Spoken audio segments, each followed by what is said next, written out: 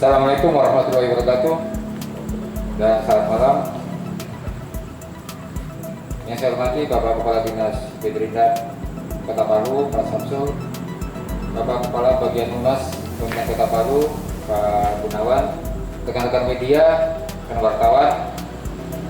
Hari ini Senin tanggal 5 Oktober tahun 2020, kami dari Satgas Pemantauan dan Pengendalian Penyebaran COVID-19 Kota Palu akan rilis updating data pemantauan COVID-19 Kota Palu.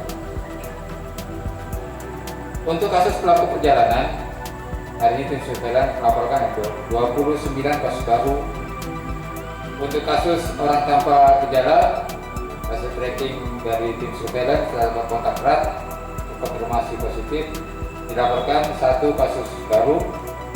Untuk kasus orang dalam pemantauan, ini dilaporkan dari tim surveillance 1 kasus baru. Untuk pasien dalam pengawasan tidak laporan kasus baru. Untuk kasus terkonfirmasi positif COVID-19 Kota Palu, hari ini dilaporkan 1 kasus baru. Kasus baru ini telah dilakukan perawatan di Rumah Sakit Anutapura. Dan juga dilaporkan 1 pasien kasus terkonfirmasi positif dinyatakan meninggal dunia. Untuk yang sembuh, hari ini ada 2 pasien konfirmasi positif yang telah dinyatakan sembuh dan diperbolehkan pulang. Sehingga total yang dirawat untuk pasien terkonfirmasi positif sejumlah 61, yang sembuh 94, dan yang meninggal 10. Untuk informasi dari Pondok Perawatan OTG dan ODP Kota Palu di Asrama Haji, hari ini dilaporkan yang masih dirawat total sejumlah 19 kasus OTG dan ODP, dengan rincian kasus ODP sejumlah 12 dan kasus OTG sejumlah 7. Baik, akan kami sampaikan ketersediaan barang, khususnya barang pokok. Untuk beras di Kota Palu tersedia masih sekitar 1.200 ton pada 1 distributor. Kemudian gula pada 1 distributor tersedia sekitar 13 ton. Dengan harga untuk beras masih normal 9,5 sampai 12,5. Gula 12,5 sampai 17 yang tertinggi Pengecer yang agak jauh dari kota. Kemudian untuk gas 3 kg di beberapa agen masih tersedia sekitar perharinya itu 1.680 pada masing-masing agen yang didistribusikan pada pangkalan-pangkalan yang ada di Kota Palu. Perlu kami sampaikan untuk gas 3 kg, harga headnya adalah 16.000.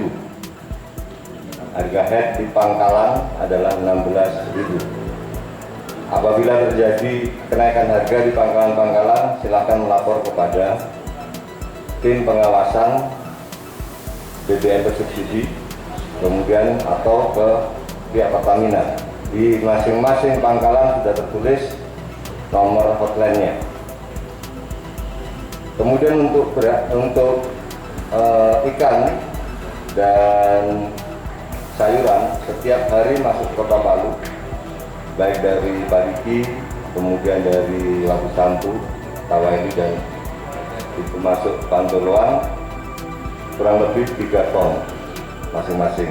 Jadi untuk sayur 3 ton, ikan 3 ton, dan bahkan setiap harinya ada yang kadang-kadang sampai 5 ton. Untuk saat ini harga untuk bawang masih 35 di pasar Manonda dan Masomba. Bawang putih masih sama, sekitar 35 juga di pasaran pasar Manonda dengan pasar Masomba.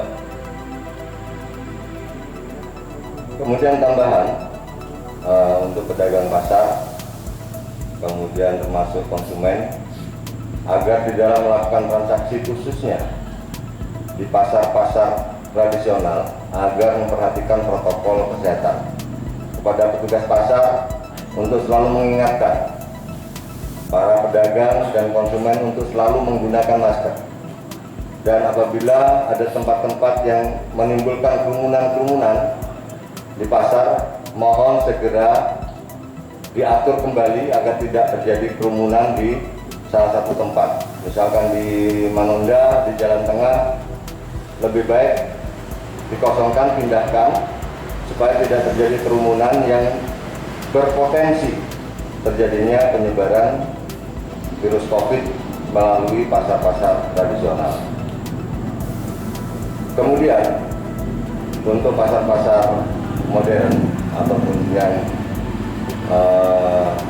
di beberapa tempat yang telah melakukan protokol kesehatan, kami berharap terus dilakukan dan semakin dimasifkan, baik dari sisi penggunaan masker, pengukuran suhu, penggunaan air mengalir untuk cuci tangan, dan juga sebisa mungkin diatur jaga jaraknya, sehingga kita berharap tidak terjadi penyebaran virus melalui pasar-pasar modern. Dan untuk kafe, rumah-rumah makan, ada beberapa kafe dan rumah makan yang sudah mendapatkan teguran secara tertulis dari tim penegakan. Kami akan tindak lanjuti ke depannya, termasuk pada rumah makan maupun kafe-kafe yang belum tersentuh pada malam minggu kemarin.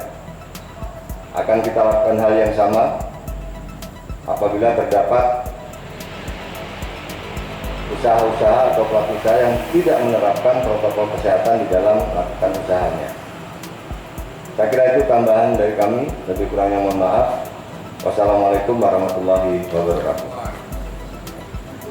Demikian updating data pemantauan COVID-19 Kota Palu serta informasi-informasi yang berkaitan dalam rangka pengendalian dan penyebaran COVID-19 di Kota Palu ini. Sekali lagi untuk seluruh masyarakat Kota Palu, mari kita bersama-sama menjalankan secara disiplin protokol kesehatan untuk melindungi diri kita, melindungi keluarga kita, melindungi orang lain. Dengan cara seperti itu, insya Allah Kota Palu khususnya bisa terkendali untuk penyebaran COVID-19 Kota Palu. Bersama pasti kita bisa cegah dan lawan COVID-19.